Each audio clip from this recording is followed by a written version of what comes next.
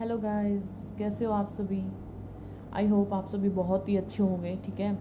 And उम्मीद करती हूँ कि आप मेरे वीडियोस को अच्छे से वॉच कर रहे होगे, अच्छे से प्रैक्टिस अपने क्वेश्चंस पे कर रहे होगे।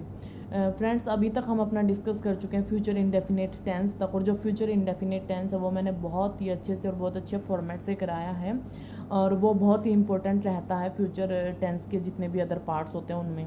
और आपको फ्यूचर इंडेफिनिट टेंस के जो हर फॉर्मेट के बारे में पता होना चाहिए, क्योंकि एग्ज़ाम में किसी भी फॉर्मेट से कोई भी सेंटेंस बन जाता है, जिससे लेकर स्टूडेंट्स को काफ़ी कन्फ्यूज़न रहता है। तो फ्रेंड्स, अब हमारे जो फ्यूचर के अंदर तीन पार्ट बचे हैं। एक तो फ्यूचर कंटिन्यूस बचा है, एक फ्यूचर परफेक्ट बचा है, और एक फ्यूचर परफेक्ट कॉन्टीन्यूस बचा है, जो कि ज़्यादा इम्पोर्टेंट नहीं है एग्ज़ाम पॉइंट ऑफ व्यू से, मैं आपको साफ साफ बता रही हूँ। लेकिन फिर भी आपको उनकी बेसिक नॉलेज होनी चाहिए, उनके फॉर्मेट के बारे में एटलीस्ट पता होना चाहिए, और ये भी पता होना चाहिए कि फ्यूचर में हमारे किस टाइप के सेंटेंसेस अगर हमें बनाने हैं तो हम इन वाले फॉर्मेट्स को वहाँ पे यूज़ करेंगे। तो इन सब बातों को ध्यान में रखते हुए मैंने डिसाइड किया कि मैं आपको अब करा रही हूँ तो अपने फ्यूचर के बचे हुए 3 पार्ट भी करा ही दूँ। तो फ्रेंड्स, एक बार देख लेते हैं कि इनके स्ट्रक्चर और फॉर्मेट क्या रहने वाले हैं। बाकी इन पे आपको ज़्यादा इतना टाइम लगाने की आपको कोई ज़्यादा ज़रूरत नहीं है यहाँ पे, ठीक है। तो एक बार इसके फॉर्मेट को हम देख लेते हैं। सबसे पहले जो हमारा फ्यूचर कॉन्टिन्यूस टेंस है, उसका फॉर्मेट क्या होता है। उसका फॉर्मेट जो होता है वो होता है हमारा सब्जेक्ट प्लस शैल या विल, यहाँ पे जो हमारे हेल्पिंग वर्ब के तौर पे यूज़ होते हैं, प्लस बी। ये यहाँ पे बहुत ही इम्पोर्टेंट है, क्योंकि जब हमने जो हमारा प्रेजेंट का कॉन्टिन्यूस किया था तो वहाँ पे हमने बी की फॉर्म्स को इज एम आर को यूज़ किया था, और जब हमने पास्ट का कॉन्टिन्यूस किया था तो हमने वॉज वर्क को यूज़ किया था। लेकिन फ्यूचर में ना हम इज एम आर यूज़ कर सकते हैं, ना हम वॉज वर्क यूज़ कर सकते हैं। तो वहाँ पे जब हम फ्यूचर का कॉन्टिन्यूस करते हैं तो हमें बी को ही यूज़ करना पड़ता है, और साथ में first form plus I N G को यूज़ करना पड़ता है, और उसके बाद हमारा जो भी ऑब्जेक्ट होगा हम उसको लिख लेंगे। तो इसमें किस टाइप के सेंटेंसेस आते हैं, एक बार उनको देख लीजिए फ्रेंड्स। जो ऐसे एक्शंस होते हैं जो हमें लग रहा है कि फ्यूचर में वो कंटिन्यू रहने वाले हैं, ठीक है। ऐसे एक्शन जो फ्यूचर में कंटिन्यू रहने वाले हैं, इस टाइप के एक्शंस को हम फ्यूचर कंटिन्यूस की कैटेगरी में रखते हैं। जैसे अगर मुझे पता है कि वह कल सुबह लेटर लिखने वाला है या कुछ लेटर्स लिखने वाला है, तो इस वाले सेंटेंस को मैं कैसे लिखूंगी। इसको हम लिखेंगे ही के अकॉर्डिंग विल आ जाएगा बी। अगर राइट करने का काम कर रहा है तो हम लिखेंगे राइट, और इसके साथ में I N G. He will be writing what, some letters. ये तो हो गया he will be right some letters, ठीक है। लेकिन अगर हमें टाइम भी बताना है कि फ्यूचर में करेगा, इससे ये तो डिसाइड हो गया कि ये काम फ्यूचर में करेगा, तो उसके लिए हमें यहाँ पे टाइम लिखना पड़ेगा। वहाँ हम टाइम बताएंगे टुमारो, जैसे मैं लिख देती हूँ यहाँ पे टुमारो मॉर्निंग, ठीक है। तो मुझे यहाँ पे ये पता चल गया कि वो टुमारो मॉर्निंग में करने वाला है, तो ये ऑफकोर्स ये फ्यूचर है। लेकिन यहाँ से जब मेरे को ये रेफरेंस मिला कि ये टुमारो मॉर्निंग का काम है, तो ही मैंने इसको विल बी वेटिंग लिखा। अगर ये टुमारो मॉर्निंग नहीं देता और मुझे ब्लैंक दे देता, तो मैं यहाँ पे विल बी वेटिंग फिल करने के लिए कंफर्टेबल नहीं हो पाती, क्योंकि मुझे उसके एग्जैक्ट टाइम का नहीं पता चलता कि ये फ्यूचर में कंटिन्यू इसको करने की बात कर रहा है या प्रेजेंट में इसको कंटिन्यू कर रहा है। तो ये तो बात हो गई हमारे फ्यूचर कॉन्टिन्यूस टेंस की। लेकिन इसके अगर एक दो सेंटेंसेस आप और देखना चाहो तो हम वो भी डिस्कस कर लेते हैं। जैसे अगर मैं कहूँ कि वो न्यूज़पेपर पढ़ेगा, ठीक है। तो न्यूज़पेपर पढ़ने का काम है, वो कोई 1-2 मिनट का तो काम है नहीं, ठीक है। तो इसका मतलब है जो वो काम है वो लॉन्ग प्रोसेस में चलता है और एक टाइम टेकिंग एक्शन होता है, और अगर वो फ्यूचर में इस काम को करने वाला है तो ऑफकोर्स वो काम है वो हमारा फ्यूचर कॉन्टिन्यूस में ही जाएगा।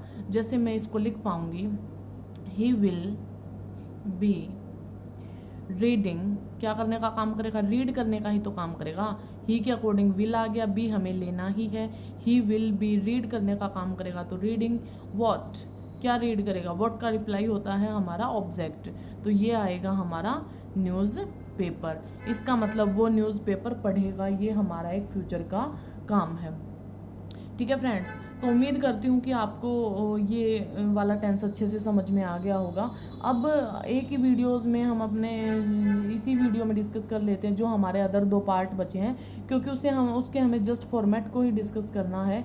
तो ज़्यादा डिटेल में और ज़्यादा टाइम वेस्ट इन चीज़ों पे ना करते हुए जस्ट आपके नॉलेज के लिए ये मैं बता रही हूँ। तो एक बार आप देख लेते हैं जो इसका अगला टेंस है वो भी देख लो। इसका वो है फ्यूचर परफेक्ट टेंस। ठीक है, अगर हम बात करें फ्यूचर परफेक्ट टेंस की, तो उसका भी जस्ट एक बार फॉर्मेट देखो क्या होता है। इसी तरह से जो हमारा फ्यूचर है अगर वो परफेक्ट है, ठीक है, फ्यूचर है अगर वो परफेक्ट है, परफेक्ट में जब मैंने आपको फर्स्ट क्लास कराई थी तो मैंने आपको बताया था कि परफेक्ट का मतलब होता है कि हम बिल्कुल श्योर होते हैं कि वो काम कंप्लीट हो चुका है। ठीक है, अगर हमें फ्यूचर में बताना है तो हम कहना चाहते हैं कि हम कोई ऐसा इवेंट उसके साथ रिलेट करेंगे जिससे रिलेट करके हम ये बताएंगे कि उस टाइम तक ये काम कंप्लीट हो चुका होगा। ठीक है, हमारा ये आइडिया है और मतलब हम सोच रहे हैं, क्योंकि फ्यूचर के लिए हम कुछ परफेक्ट तो बता नहीं पाते, जस्ट एक आइडिया ही लगा सकते हैं। तो हमारा आइडिया रहेगा उस टाइम के लिए कि शायद ये काम उस टाइम तक पूरा हो जाएगा। जैसे अगर मैं कहना चाहूँ कि वो यहाँ इस टाइम तक आ जाएंगे, ठीक है, कल वो यहाँ इस टाइम तक आ जाएंगे, तो मैं इस वाले सेंटेंस को कैसे लिखूंगी? सबसे पहले तो एक बार इसका फॉर्मेट देख लो। फॉर्मेट रहेगा इसका सब्जेक्ट, साथ में अगर फ्यूचर है तो शैल विल तो रहने वाला है ही, और अगर परफेक्ट है तो परफेक्ट जो फॉर्म रहेगी हमारी वो हैज़ या हैव होती है, तो यहाँ पे हम यह हैव यूज़ करने वाले हैं। ठीक है, हैज़ यूज़ यहाँ पे नहीं होगा। ठीक है, प्लस में वर्ब की थर्ड फॉर्म हम यहाँ पे यूज़ कर लेंगे।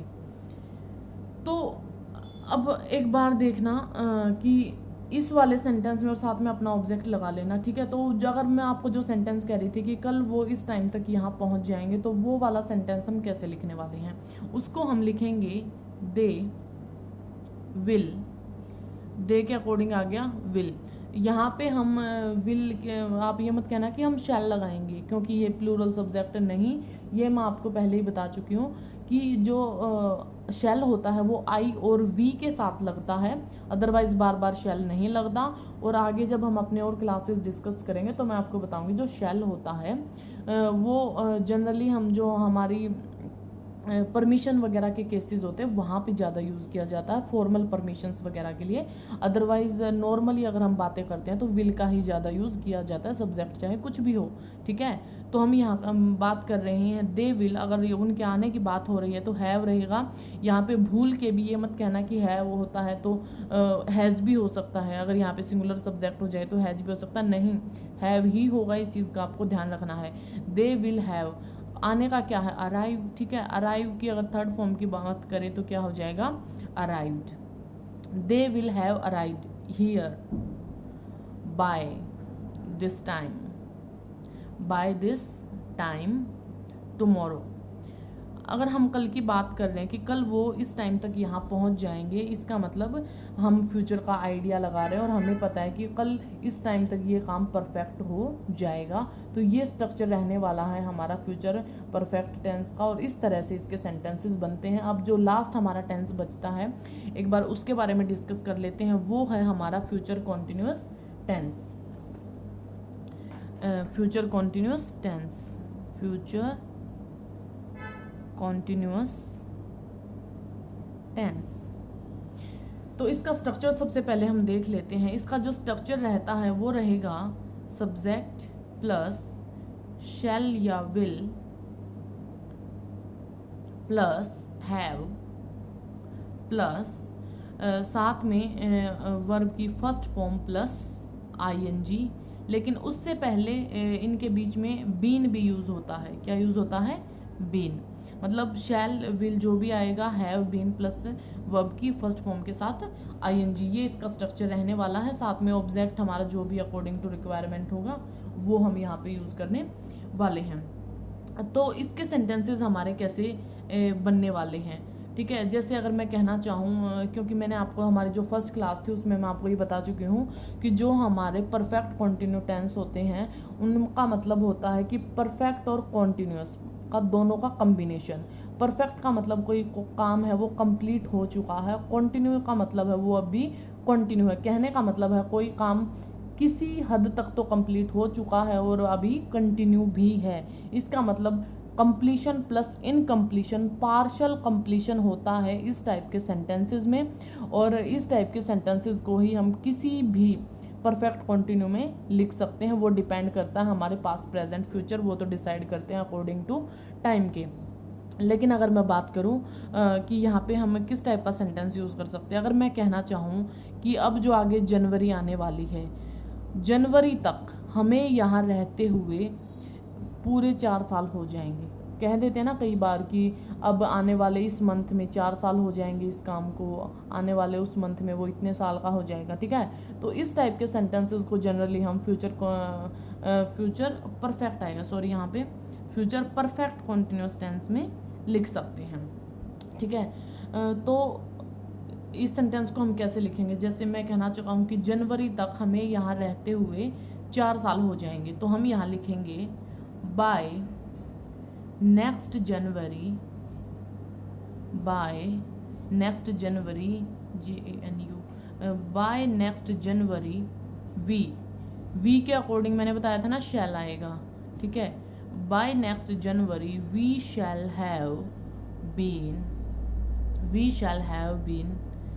living here, we shall have been living here for कितने टाइम से, फोर तो आएगा ही, उससे पहले टाइम के लिए आएगा शैल विल, जो भी ये मतलब फॉर और सिंस जो भी हम यहाँ पे यूज़ करते हैं। ठीक है, वो अपना आप टाइम के अकॉर्डिंग देख लेना, वो मैंने यहाँ पे भी नहीं बताया है। ठीक है, यहाँ पे भी आपका जो ऑब्जेक्ट है उसके अंदर क्या आने वाला है, फोर या जो सिंस हो, सॉरी ये तो परफेक्ट है ना, यहाँ पे आएगा, यहाँ पे फोर या सिंस अकॉर्डिंग टू अपने टाइम के आप इसमें यूज़ कर लेना। तो 4 साल से हो जाएगा तो 4 ईयर्स। इसका मतलब है कि नेक्स्ट जनवरी तक हमें यहाँ रहते हुए 4 साल कंप्लीट हो जाएंगे। कहने का मतलब है कुछ टाइम तो उनको अभी कंप्लीट हो चुका है और अभी वो टाइम चला हुआ है, जनवरी आने तक वो टाइम कंप्लीट हो जाएगा। तो इस टाइप के सेंटेंसेस होते हैं उनको हम लिखते हैं फ्यूचर परफेक्ट कॉन्टिन्यूस टेंस में।